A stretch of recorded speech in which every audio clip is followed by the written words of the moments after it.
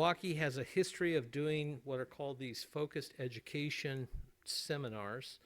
This is actually part of a broader mandate, if you will, of general education that United has promoted for a number of years. And I'll just read you the mission statement of the focused education so you can understand part of why we're doing this. It says, the church recognizes that modern society is plagued with various social ills, and many of those who have been called into the fellowship of the church have been affected by such problems as substance abuse, sexual abuse, homosexuality, dysfunctional behaviors, related marriage and family issues. And it is the church's responsibility to minister the needs of the people. Therefore, to meet these needs, the Education Committee will develop educational materials addressing the issues for the ministry and the membership, and conduct seminars for ministers and members regarding various aspects of focused education, and assist those who desire to establish support groups which help those with special needs, and this support should not replace but complement those groups. So this is just something that we've done over the years. If you have been around in Milwaukee for some time, you know we've done a couple of different ones on alcoholism, dementia, Alzheimer's, suicide, and some of these topics that we've touched on to just kind of help families as they go through these things and to provide education, if you will. So this is not only being webcast, but it will be recorded. So if there are those that want to come back and listen to things again, or if they're not able to be online with us today, they can always come back and do that. So at this time, Dr. Laura Hetrick will take over from here and present her materials. So please welcome Dr. Hetrick.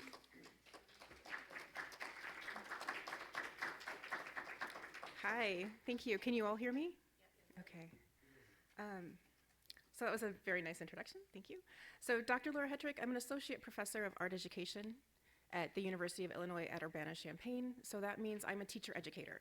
I train teachers for K through 12 teaching in the area of visual arts specifically. I am a member of the Central Illinois UCG congregation, and I have been a lifetime member of God's Church.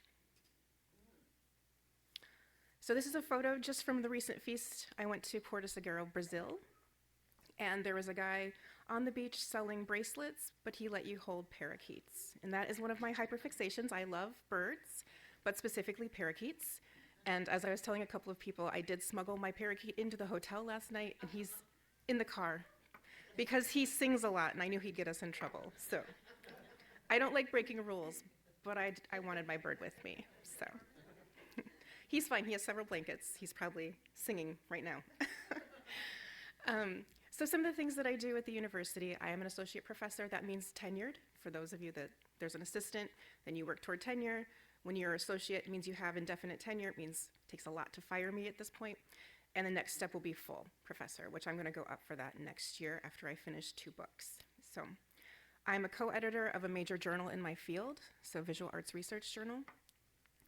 I have affiliated with several institutes on campus, so the Beckman Institute for Advanced Science and Technology. I'm at the Institute for Genomic Biology and the Center for Social and Behavioral Science. And so they always wonder what this little art girl is doing there. I'm stirring the pot, apparently. They don't know, because of my autism, probably, I think differently. And so I'm bringing a lot of different ideas that they're just like, that's really interesting, because they haven't thought of it that way. And so I'll talk a little bit more about that after church, some of the things that I'm doing, some of the aha moments that they weren't ready for. So like I said, I'm a lifetime member of God's Church. My parents were in the church before I was born. And I actually think my neurodivergence has actually helped me stay in the church. I already think differently than society. It makes it a little bit easier to say, no thanks, none for me. Like I said, I'm obsessed with birds. There's always a hyperfixation, typically with autism. And if you can use it to your benefit, you can excel in different areas. So like I said, especially parakeets. So you'll see in the picture, which I think it's rather small, there's one on my head and one on my hand. So that was probably the highlight of my feast. I know that I should say that the messages were inspiring, and they were, but I got to hold parakeets on the beach. So. And like I said, I am autistic. So my own diagnosis. So as with many adult females, my diagnosis of autism started with a self-diagnosis through intensive reading of autism literature. And this was about 3 years ago. I've had people over time tell me, you're autistic, and I'm like, no, I'm And I always knew I was different. I've always known I thought differently than other people. I didn't quite fit in.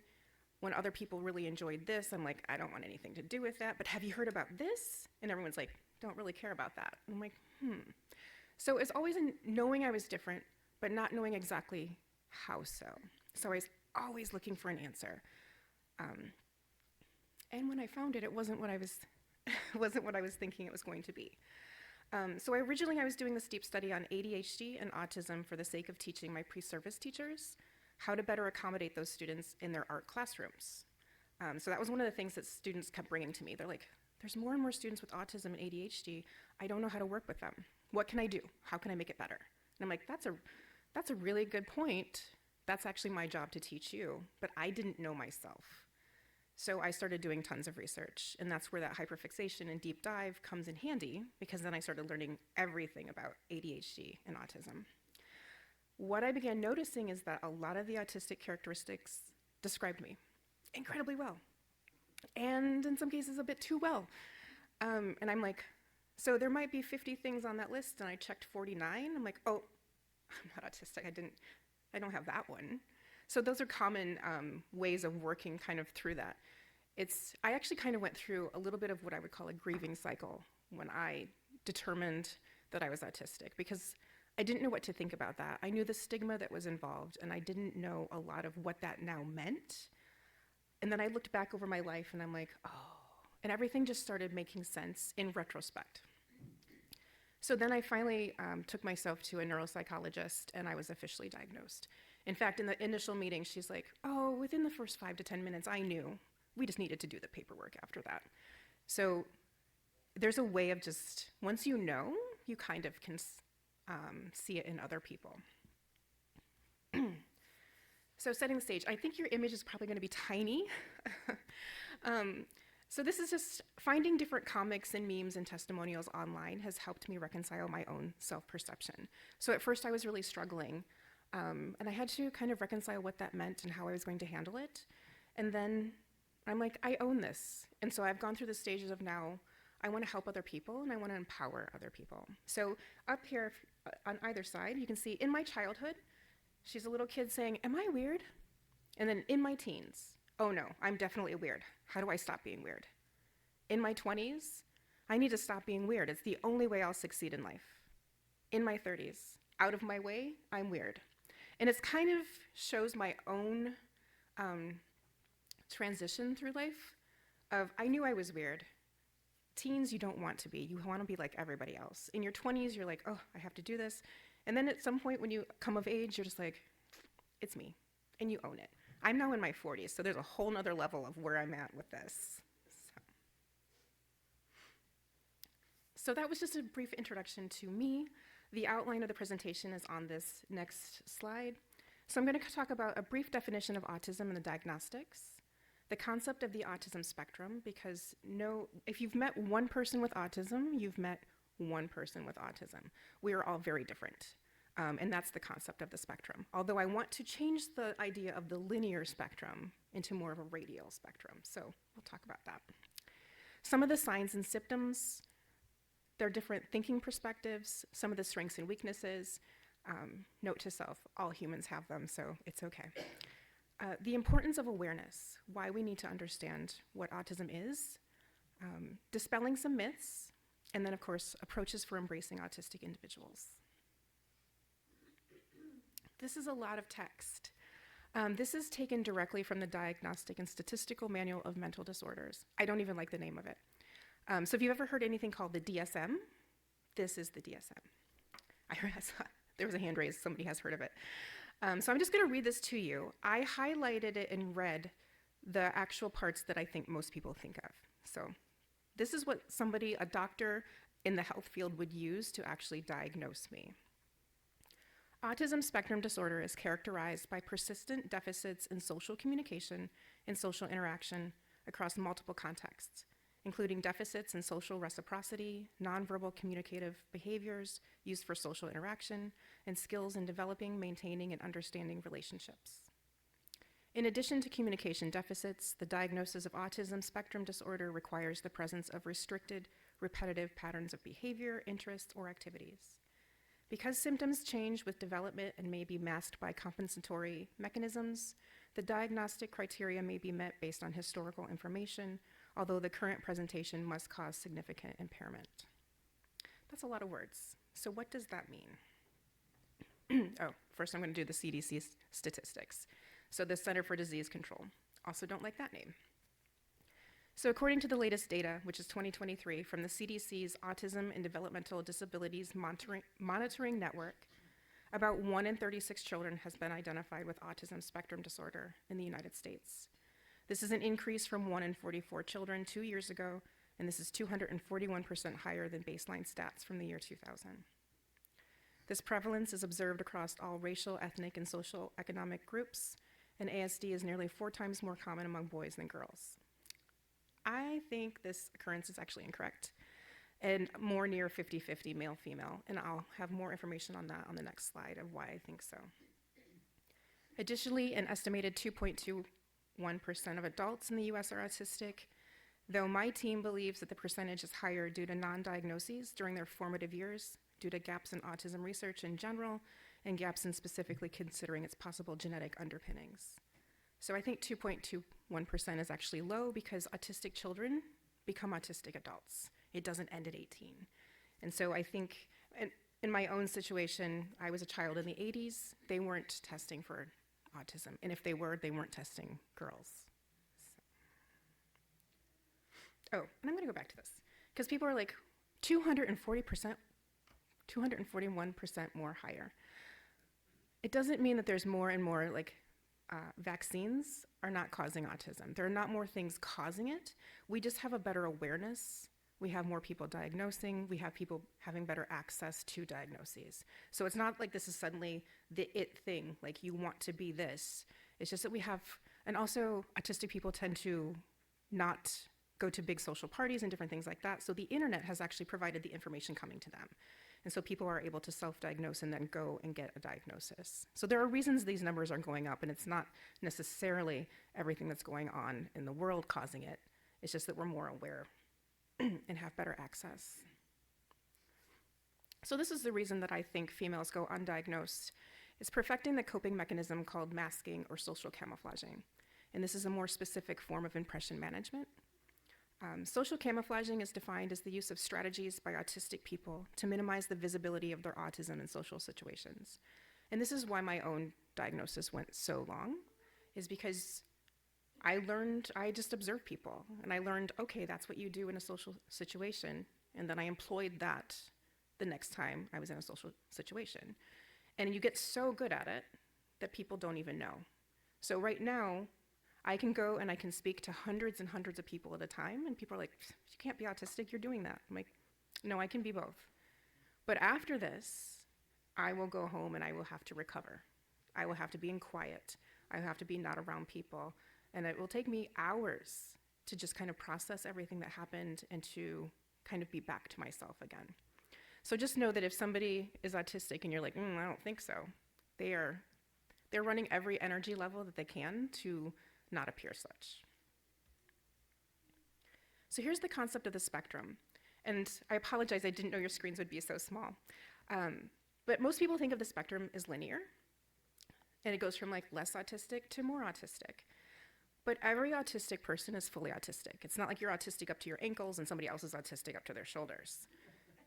Every person, fully autistic. It just presents differently. And so that's why we have to kind of like, I know humans love linear things, but we also live in a 3D or 4D world. So we have to start thinking of it a little bit differently. So if you look at the one on the left, again, I apologize, it's going to be so small.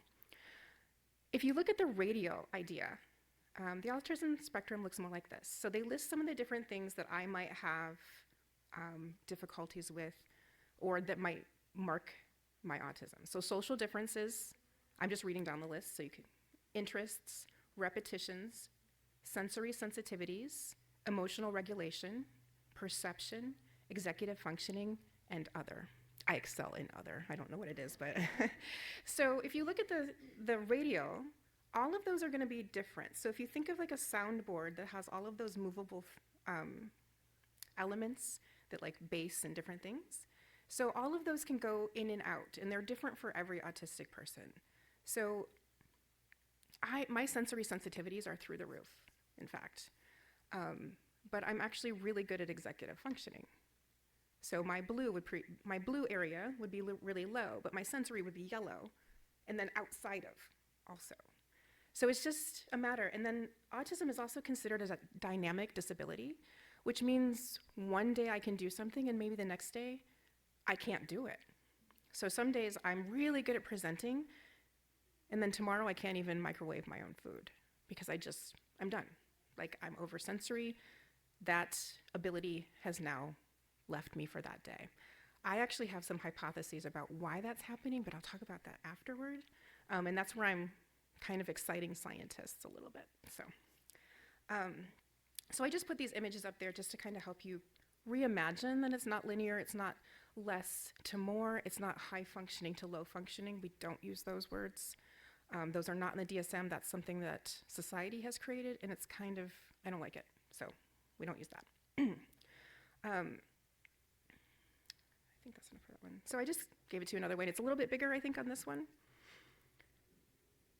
Again, it's not less to more. I am fully there.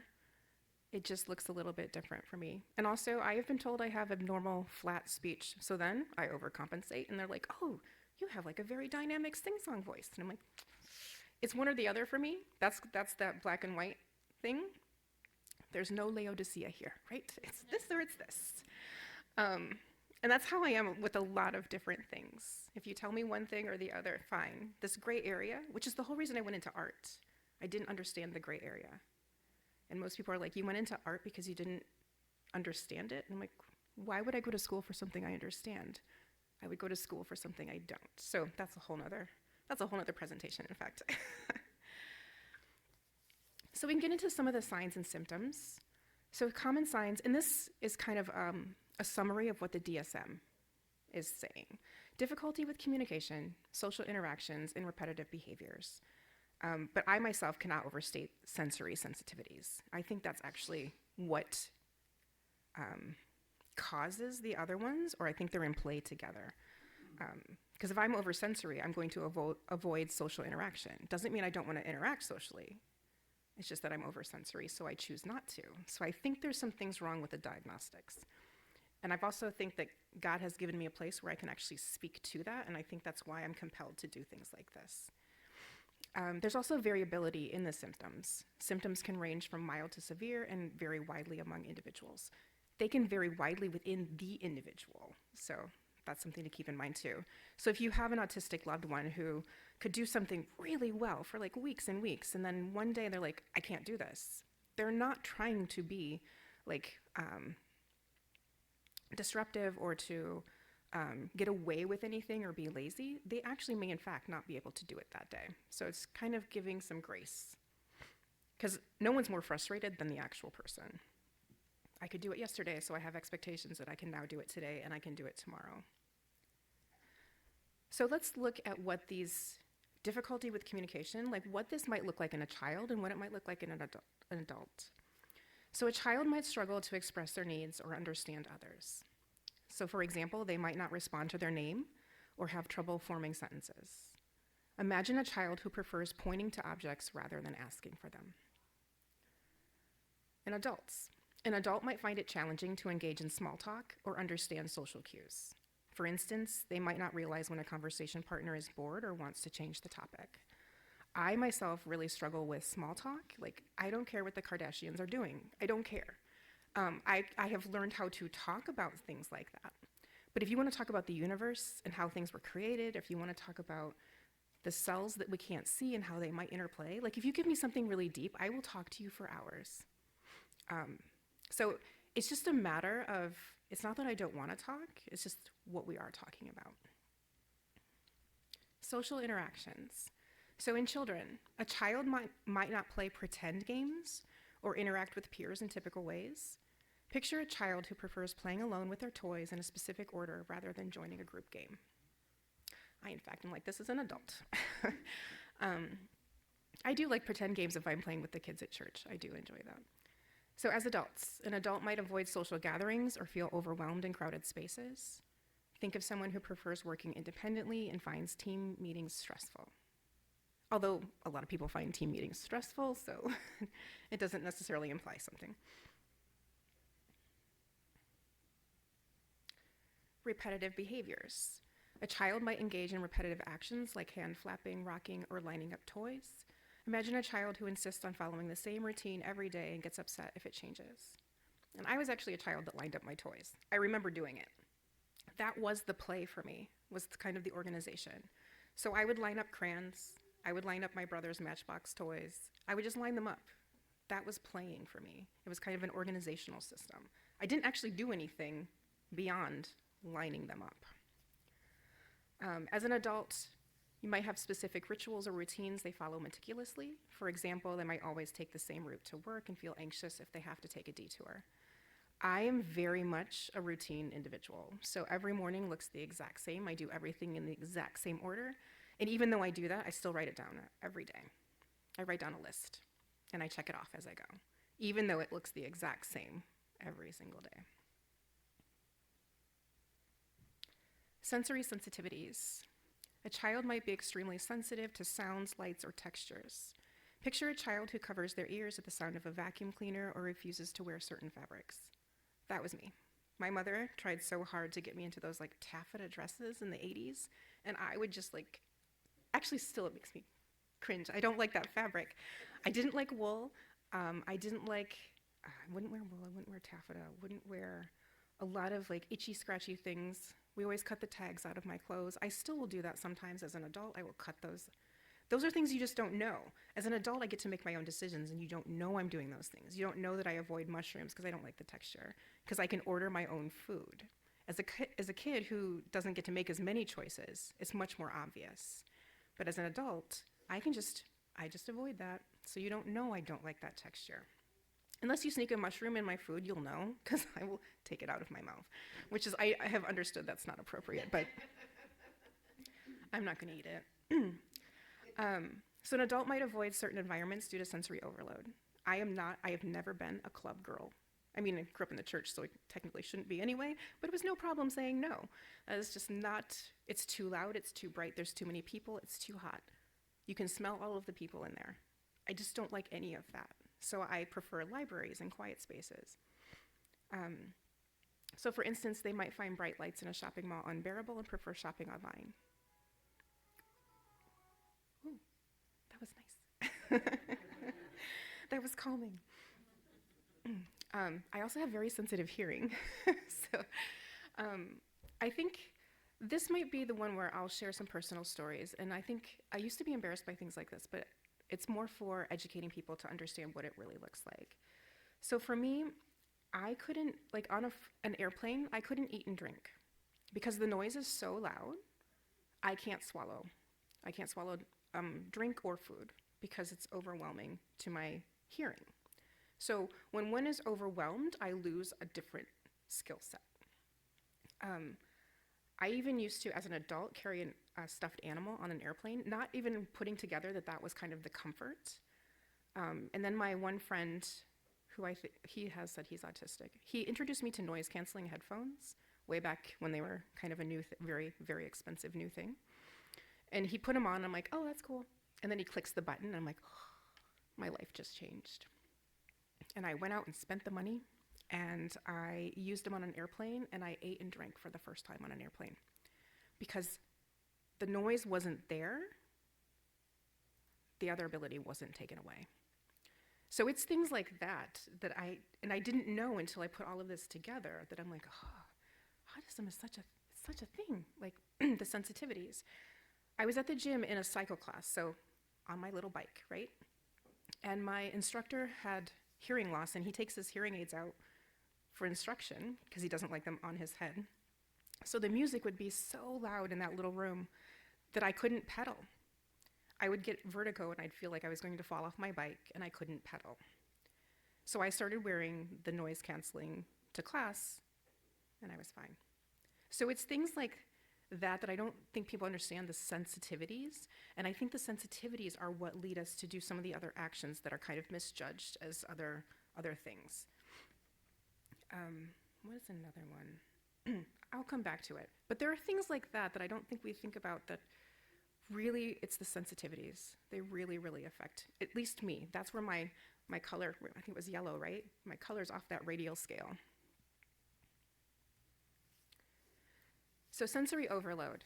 And again, I apologize, it might be too small for you to actually see, so I'll go ahead and read some of these for you. And I'm gonna start with sound, which is yellow, like in the 1 o'clock area of a clock. So sensitive to background noise, multiple sounds, I'm not gonna read that word, didn't know it said that. Multiple sounds are terrible. Startled by loud noises. Smell. Sensitive to smells, perfumes are overpowering, avoid certain foods. This is like my biography right here. Taste. Textures cause discomfort, have safe foods, flavors are overwhelming. So with taste, I know sometimes it's like a stereotype that autistic kids like chicken nuggets and Doritos and they will only eat those certain things. But it's not so much about the chicken nugget because we don't even know what's in those. It's much more about the sameness because the shape is the same, the texture is the same, the taste will be the same. It's about the sameness. It's not about the nutritional value, believe me. Doritos, same thing. They are all that triangle chemical, but they're the same. So when you have somebody who keeps eating the same thing, it's not necessarily that they really enjoy that particular food. It's a sameness that they need. So touch. Brushing hair is painful. Difficulty with wet and tactile experiences like the dishes. Clothes can be irritating. Avoids wearing makeup. So when I was a little kid, I wouldn't let my parents brush my hair, which was just kind of, and they got so frustrated that they would just let me go out of the house like that. And I didn't care. I mean, I didn't care. So then they started trying to use headbands to keep it at least out of my face. But then the headbands were so irritating to my scalp. They only lasted about 2 minutes, and I would take them out, and I usually broke most of them, accidentally broke them. So it's also things like that. So when somebody was brushing my hair, when my mother was brushing my hair as a kid, it felt, I mean, it really hurt. It was a literal hurt. It wasn't me overreacting. It wasn't me trying to get out of anything. It felt like, I don't know, like knives going through my scalp. So I just didn't like it.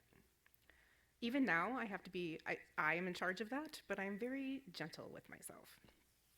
Then there's proprioception. So prefer sitting down and very still. Standing is very hard, avoids tight clothing, always bumping into furniture. Vestibular, motion sickness, avoids swings and rides, easily dizzy, heights are scary, difficulty balancing. Interoception, overwhelmed by internal sensations, heightened sensitivity to physical cues. This is one I struggle with at the doctor because I will often say, oh, I can feel that inside, it did this. And they're like, you can't feel that. I'm like, but I did. I'm not creative enough to like make that up. I guess maybe I am, but I didn't make it up. I can actually feel that happening. So there are different situations where things will happen or not happen because you can feel it on the inside. And then sight. Sensitive to light, crowds are too much, prefers duller colors, overwhelmed by clutter. So again, this doesn't mean that every autistic person feels all of these or to any, like the same degree. I actually love, can't prove it today, but I love bright colors, and I'm typically wearing them. I just thought fall looks black today, so. I am overwhelmed by clutter, and I also have OCD, so that ties into I always want things a little bit neat, but it's visually overstimulating for me to have things all over the place, so I just like everything organized and neat. So I hope this gives you an idea of the hypersensitivity of the senses. Again, every autistic person does not feel these the same way, and they may not be sensitive to each one or any one of these. I, however, this is, like I said, this is also almost my autobiography in a visual. So this gets into the variabilities. Some have mild symptoms, so some individuals might have subtle signs that are not immediately noticeable. So for example, a person might have a strong preference for routines, but can adapt when necessary. And then there can be more severe symptoms. So others might have more pronounced challenges that significantly impact daily life. For instance, a person might be nonverbal and rely on assistive communication devices to interact with others. I myself have selective mutism, so I didn't speak, I was able to, I just chose not to almost all the way through undergrad. So that would be like me at 22. When I was a senior in high school, I told my dad I was going to be a teacher. And he's like, why would you do that? He's like, you can't even speak in front of anyone for more than 3 minutes without nearly passing out. And I was like, well, I'll never get better at it if I don't force myself to do it every day. So that was the whole reason I became a teacher, so I can even do things like this and not pass out. So there are ways of doing things. It's just a matter of how much you throw yourself into something, the support that you have, kind of the drive that you have. And it's really nice to talk about God here, because in academia I don't normally get to. But I think I've made it as far as I have because God has been there. I don't think I could do any of this without him. That was really nice to say. So there's also a wide range of experiences. So children, like one might excel in academics but struggle with social interactions. Another might have significant learning difficulties but be very sociable. And some might be really good at social interactions and academics. And some might struggle with both. So there's just a wide variety, and that's why I can't just say autism is this is what to look for, and this is what it's going to be. But there are similarities, otherwise a diagnosis wouldn't be available. And then adults too. One adult might have a successful career but needs support with daily living skills, while another might require assistance in both professional and personal aspects of life. So I think I've made it pretty far in my career, but I also have trouble. I won't order food online, like on the phone. I won't do it. I don't like talking on the phone. I'm really bad about scheduling health appointments. It was really good my mom used to do all that, but now I have to, so I just don't like it. So thinking perspectives. So again, not every autistic person is like this, but these are some patterns that we have found. Detail-oriented. Autistic individuals often focus on details rather than the big picture, which can be a strength in tasks requiring precision. I often can do the big picture too, which makes me a little bit unique on that. But I love details. Logical and literal thinking. So they may think more logically and literally, which can sometimes make abstract concepts or figurative language challenging. Even as an adult, I sometimes stumble on things, or I'll be like, did you mean this? So it still happens. I still might not take you the way that you are saying it. And unique problem solving. Autistic people might approach problems in unconventional ways, offering innovative solutions that others might not consider. And again, I'm going to talk about that after church. And here's where we get to some strengths and weaknesses. And like I said, every human has them. So some of the strengths: the attention to detail. Exceptional focus on details can lead to high quality work in fields like research, data analysis, and quality control. Honesty and integrity. Autistic individuals often value honesty and can be very straightforward, which is appreciated in many professional and personal contexts. I can tell you it's also not appreciated.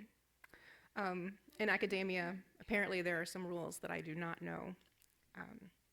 And integrity is the hill I will die on. But some people actually will tell me that. They're like, Laura, I like talking to you because I know what I'm getting. You tell me exactly what it is. You're not trying to hide it. You're not trying to do any of that.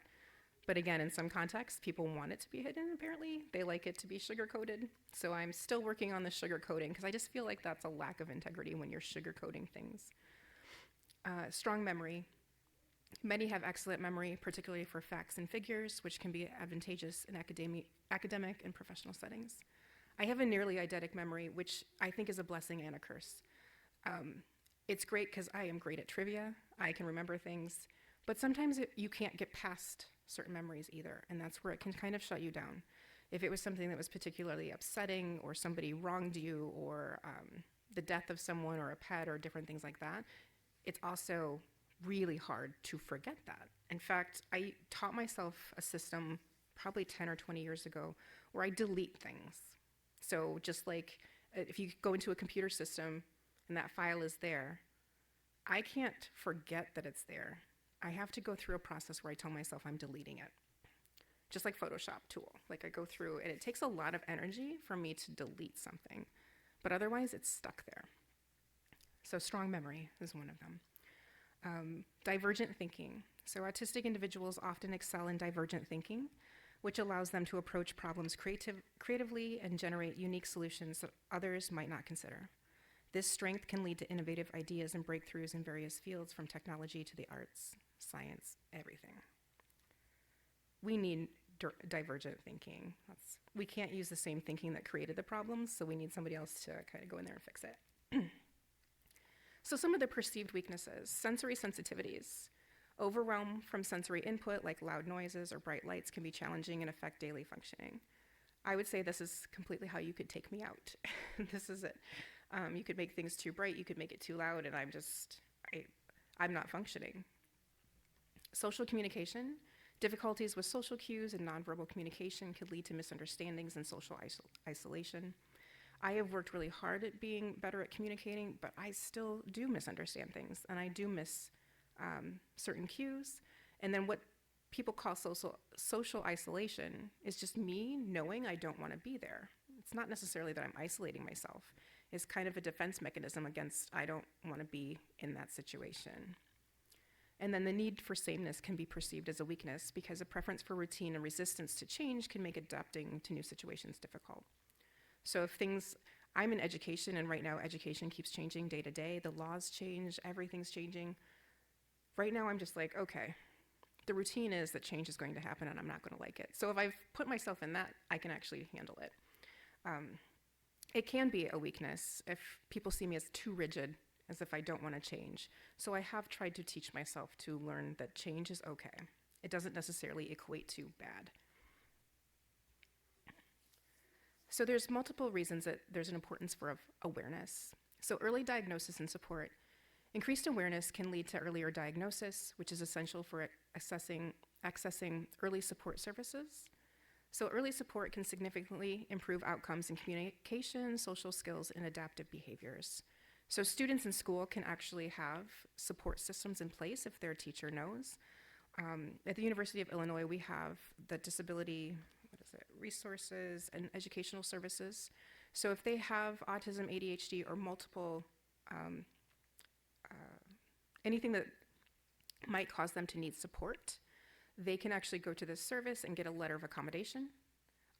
They do not tell me what the student has, they just tell me what things I need to do to accommodate the student. So this is at the college level. These things are available, and this can be in your K through 12 too, for students. So if teachers know, they are actually mandated to help your student.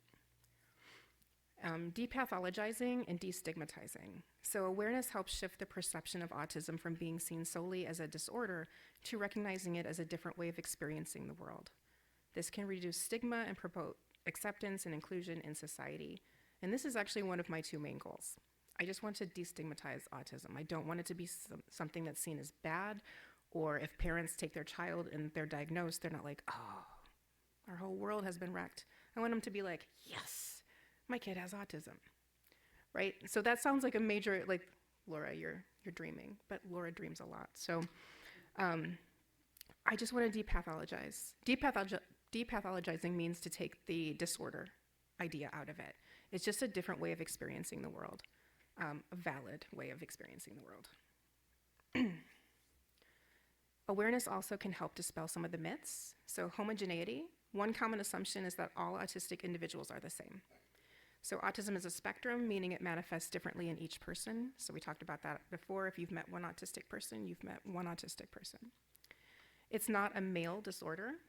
Alarmingly, the myth of autism being predominantly male still exists today. There's a myth that autistics lack empathy. So another misconception is the autistic people lack empathy. Many autistic individuals do experience empathy, sometimes even more intensely than neurotypical people. I know that I am highly empathic. If you are crying, I will cry. If you feel something, I literally feel, like my body can't distinguish between whether I'm feeling it or you're feeling it. I actually am overwhelmed. So I will sit with you, but I will feel whatever it is you're feeling. Intellectual disability. It's often assumed that autism is synonymous with intellectual disability. So while some autistic individuals may have intellectual disabilities, many have average or above average intelligence. Social disinterest. So another myth is that people often think autistic individuals are not interested in social interactions.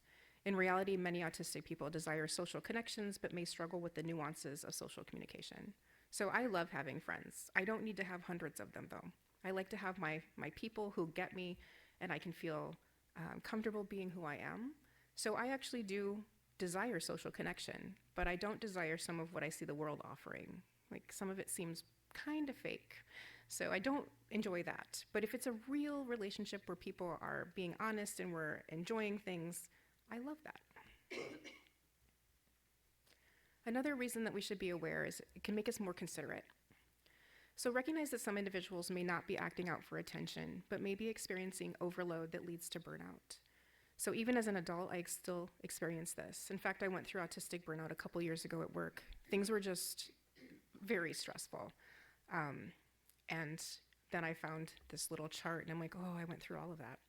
And autistic burnout's a little bit more harsh than neurotypical burnout. And I know I'm using the word neurotypical, and we're going to talk more about that after services. Neurotypical is just like the idea that your thinking is in the norm of what is expected in society. That's what neurotypical means.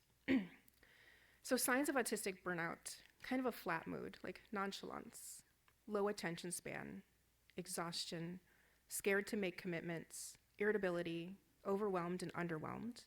Special interests are unappealing. That's how you know with me. If I'm not talking about birds, low capacity for socializing, unshakable and constant anxiety.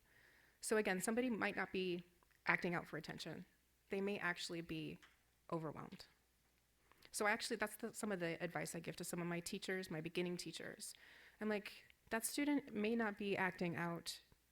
Like, check the environment. Always first check the environment. What is the temperature in the room? What is the lighting like in the room? Are there some certain smells in the room? What's the noise level? How many people are crammed into your room? Does the student have an ability to be away from all of that? So I always tell people, check the environment first. And then, since every individual with autism is different, get to know each person as best as you can. Have conversations, allow for difference, and allow for resistance too. So what to say to autistic people? And I've actually shared this slide with other audiences, and I'm like, it's not just what to say to autistic people, it's how to be a better person to anyone, actually. Except maybe the one that actually says, what's your experience of being autistic? Maybe not that one. But would you like me to advocate with or for you? What can I do to help you feel more comfortable? Again, this is just a way to be a better human to other humans. There's no shame in needing time to recharge. Let me know if ever you need some time out. Would you like to speak with me or be left alone? That'd be wonderful. I will stand by you when you are burnt out. This event is optional, and we will not take offense if you cannot join us. We have a safe space. I'll show you where it is. How can I best support you? Your difference is valid. Is there a place you'd prefer to sit, work, or study? We champion difference here. What are your strongest skills? Are the temperature and lighting okay here? How do you like to communicate? Your unique perspective is valuable. What could we do better? So those are some things that you can say, but again, you can say those to anyone, just to make everyone feel more seen and heard and accepted. So some approaches for embracing. Individualized support, so recognize that each autistic person is unique. Tailor your approach to their specific needs and preferences. Clear communication, so using clear, direct language and avoid idioms or metaphors that might be confusing. I use my fair share of idioms and metaphors, but I still get confused by some of the ones that people offer me. Patience and understanding. Be patient and give them time to process information and respond. Understand that sensory sensitivities can affect their behavior and comfort. I have a lot, my brain takes in everything. This is something that they're still figuring out with autism research. I take in everything, I don't filter anything.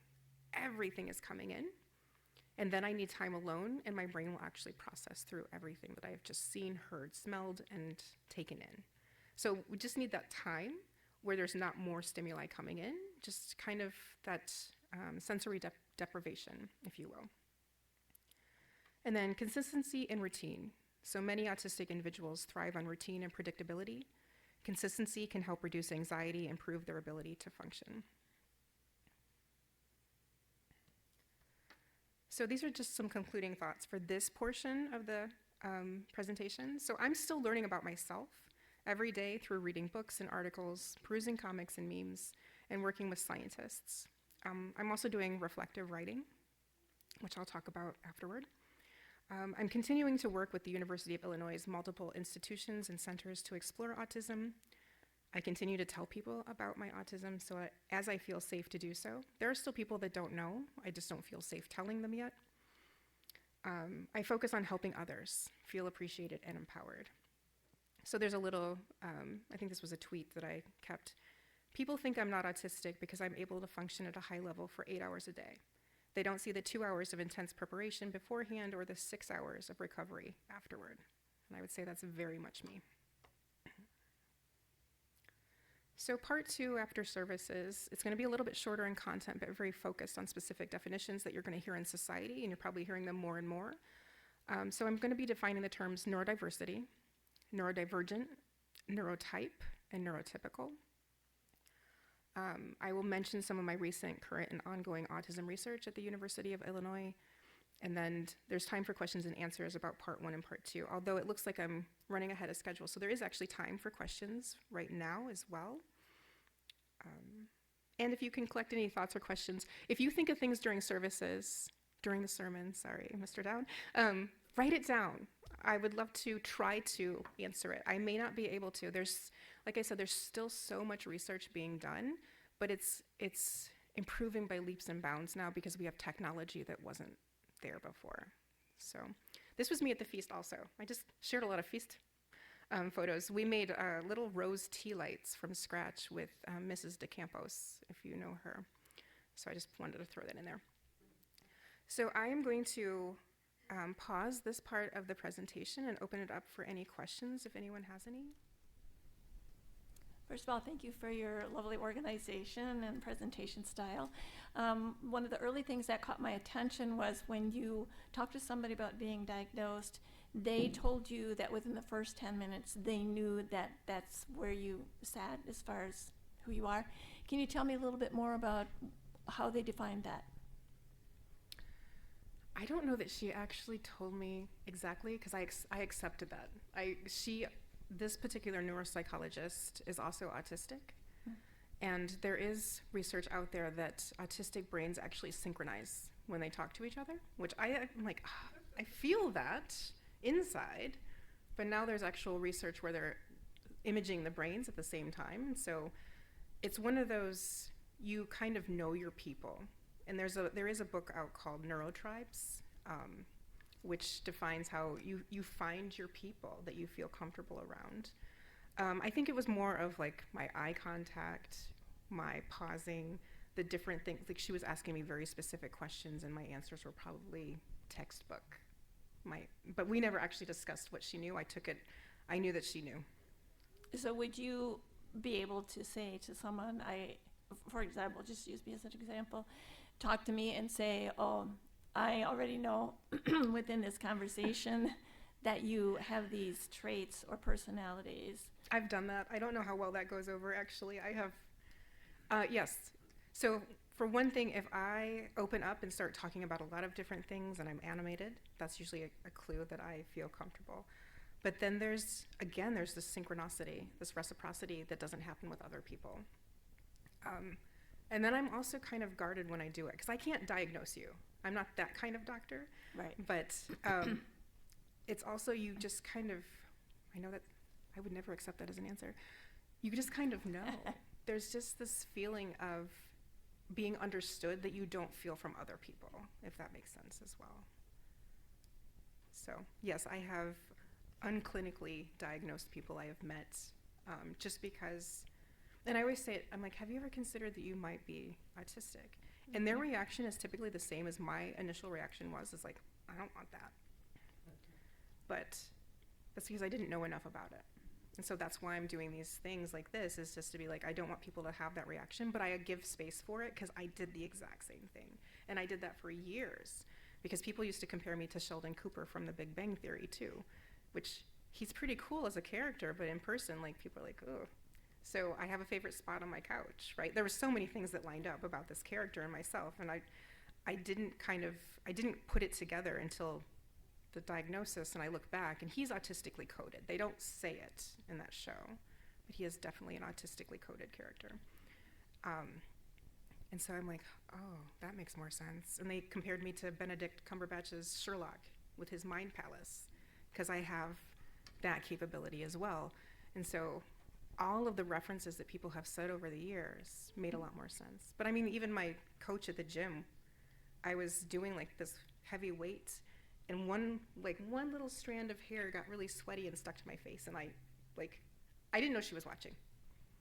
I had to put the barbell down, and I stopped, and I just had to get this hair off of my face. And she pulled me aside, and she's like, you know you're autistic, right? And I was like, no. I'm like, why would you even say that? And of course, it was the sensitivity, just that hair being stuck to me. I couldn't actually do the thing I was supposed to do. She's actually autistic too, which she told me later. So it was one of those where it just took me a couple years to come back to it. And I actually took her out for lunch and apologized for my reaction. I was like, I didn't know. I was like, you were actually 100% right. And she's like, I know. So now I'm trying to do that for other people too. So when I figure it out for other people, I give the space for the resistance, and I don't hold it against them. I don't do any of that. I'm like, it's not their time to understand yet. And then they typically do come back to me the same way I went back to that person and said, actually, you were 100% right. Okay, and then I have one other question, because I know other people probably have questions. You mentioned the noise factor. So let me just put an example of a young child, maybe kindergarten age, and they're in a raucous room, because those little children can get really noisy. If that child would go to the corner of the room and cover their ears and say it's too noisy in this room, would that be something that you would want to follow up on, or what would you do with that? Potentially. I mean, if it's really loud, it can be too loud for anyone. Well, just one child. We're just using that one child went to. Yeah, I might follow up with the parents and just say, you know, is this something that happens at home? And are there any other considerations? Mm-hmm. Yeah. Okay, next. Come up. Okay. Thank you. I have a niece who has 2 children with autism. The boy is about 15 years old and the girl's about 10, let's say. And it's a lot of sensory things. So I see them with their earphones. But the problem is the sensory for the boy, he only eats certain things and he doesn't hardly eat at all. He's getting taller and he literally looks like he's starving. And they were thinking at one point giving him a feeding tube. How does she, the mother's very stressed all the time. You see it in her Facebook posts, and I feel for her. And she married a husband who has ADHD, so I suppose some of that might have filtered down to the children. How does the mother deal with a child that won't eat? He's just skin and bones. What does she do? Yeah, so this is something that does happen with some autistic kids, and also ADHD. ADHD might be the medication. If the person is on medication, that can cause them not to eat. With autism, it might be the actual foods, the textures, and the different things. So there's ways to do it incrementally. Like, does he have foods that he does eat? Yeah, it's like 2 things. So it's usually allowing those 2 things and then putting a tiny bit of something similar but different, and just saying, just eat this one bite with this. A lot of bribing going on to get to eat something. Yeah. So it's a matter of a slow, implementing it very slowly, but still allowing those foods, because you don't want to take that away. If that's the only thing he's eating, then he won't be eating. He is starving. He is starving. Right. Self-starving. Right. So they're actually, eating disorders is actually very high comorbidity or a co-occurring condition with autism. Just another quick question. Sure. I guess if you have autism, you kind of know it. But I have, since childhood, I call it the even sense. It has to be a certain way. Like if something's out of order, then it's disruptive, and I can adjust. But I don't think I have autism, because I think if a person has it, they must know it. Does everybody know if they have autism? No, I mean, I was in my 40s before I knew. Really? I knew I was different, and I had all of these characteristics. I had all of these things. I just didn't know that was what it was called. I had a misunderstanding of what autism was. But my even sense probably is not autism, because I don't have a lot of these other things that you've got listed, so I just like to have everything in order. That, I mean, that could potentially be OCD. Oh, that's probably what it is. And OCD is something that's also misunderstood because it's not just like the clean or the neat and everything in order. There's like actually 7 different types of OCD, but that's a whole nother presentation again. Thank you. Hopefully we can help your nephew, right? I've got a question that came in from the chat on the webcast. First question. When it's necessary to describe my kids to others, what can I say instead of high or low functioning, as that seems to be the only thing people understand? So there are different needs support needs levels of autism. So it's not high functioning or low functioning. It is much more, so I'm considered ASD level 1, which means I need minimal support to function. In what people call typical. And then there's level 2, which just means you need more support, and level 3 means significant support. And that's how it's been rewritten in the DSM. So there's no longer any kind of, Asperger's has been taken out of the DSM.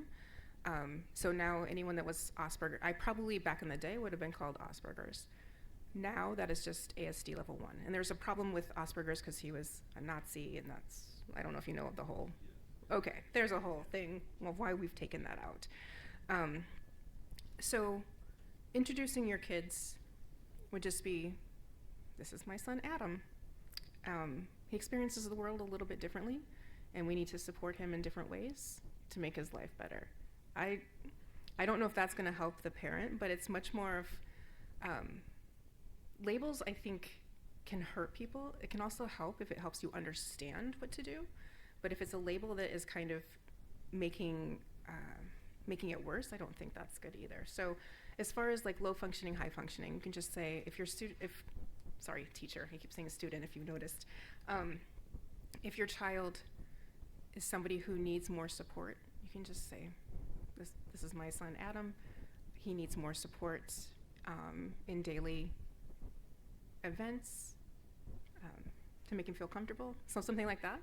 If they want to follow up like afterwards and see if that was okay, if they want to ask me more, I'll think about it, not during the sermon. The second question they asked is, how do you advocate for a child who is experiencing autistic burnout when their teachers don't seem to understand that this is even happening? We have a lady in town in Champaign-Urbana. She is the executive director of the Champaign-Urbana Autism Network, and she actually goes into schools and advocates for kids because it's such a problem in my little college town that we have many autistic students and their needs are not being met.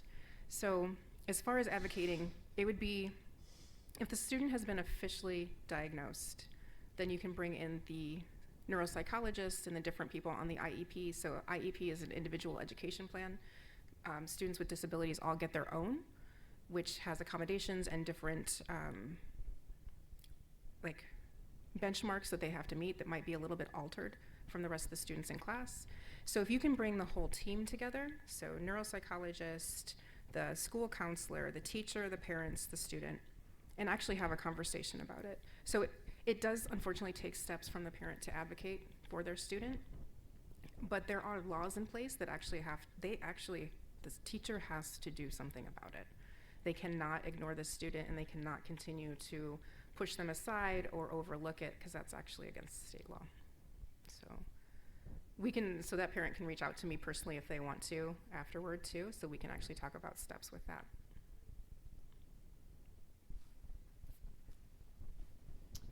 Thank you for the presentation again. This might be an interesting, this is more of a question because we're in the church.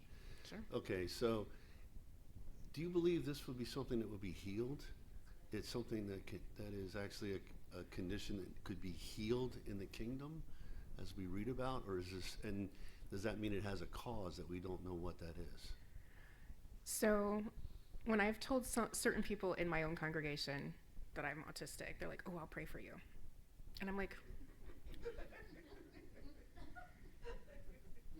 I didn't know how to take that. I'm like, wait, what are you gonna pray? Like, so I've told people, If there was a pill that I could take to cure my autism, I wouldn't take it. It's really about experiencing life a little bit differently. I see things a little bit differently. I experience it a little bit differently. And like I said, I think, whereas I could go to God and be like, why did you make me this way? Why am I so different? Why do people treat me this way? I mean, I still do sometimes, but not about the autism, because I think he did me a solid. He wants us to think differently than society. He wants me to see things differently. He wants me to not join in those things. And I literally don't enjoy those things. So it's no problem. So it's all about perspective, in that I can either sit here and be upset about it and be like, oh, why did I have to have this? Why is this my cross to bear? Why do I have to do this? No, I wouldn't change it. So you can't cure a neurotype, and we'll get into that a little bit later, but they are still figuring out the neurogenetics. So it is genetic, meaning if your child has it, you may also want to look into that. But I wouldn't change it. But it took me a while to get to that point. Not everyone is at that point, because there is usually a lot of bullying and microaggressions that go along with being autistic. And it's a matter of figuring out where you stand with that, and some of it you let go, and some of it you address head on. But I wouldn't change it. Actually, I'm learning to really love how different my mind works. So healing is not something. I don't think, this is my own personal opinion. I'm not going to speak for every autistic person on this. I don't think it's something to be healed. I actually think it's something to be celebrated at this point. It's the co-occurring conditions that I think, because autism itself doesn't hurt. Doesn't hurt. It's those co-occurring conditions that actually hurt. And that's where my research team is going, is because we're not even, you can't cure a neurotype, so we're not even looking at that. But we're looking at all of these, like this laundry list of other health conditions that come along with it. And I was like, if nearly every autistic person has multiple of these things, that is not a coincidence. There has to be something at the molecular level causing these conditions. And so that is something that we can go in and potentially intervene or figure it out, like ways to alleviate if we can't eradicate. So that's where I'm leaning my scientific research as an art teacher, so anything's possible. Did that answer the? Kind of, yes. Oh, all right. When we're snacking, you can bring it up again. I think we're a little past 1 o'clock, so I believe there is a scheduled break. Is that correct? Okay. Thanks, everybody.